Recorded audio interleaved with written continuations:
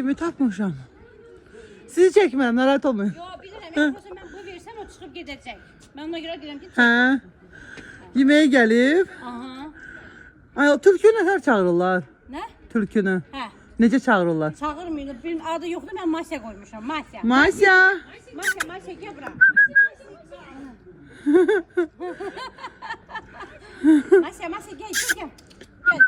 Mən çəkməyim, hə, çək. Keçən dəfə sizin əlinizi dişləmişdi.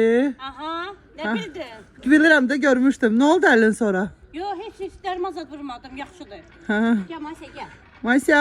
Amma mən çəkməyim də. Yo, çəkmirəm, siz narahat Bunu da olmayın xanım. versəm bir gedəcək.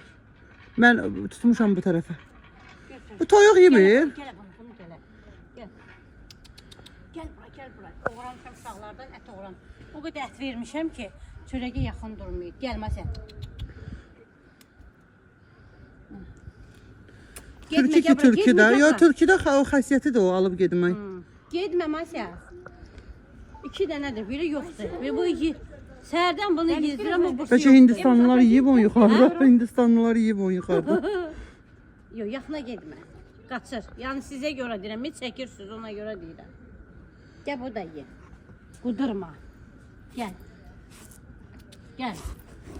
Biraz at qabağa Gəl yeyəcək. Masya, gəl. İt kimi götüb yemir. Yeyir də. Ye. Əpsiyo. Sozdur. Bu arvadıdır, o bursu əridir görəsən.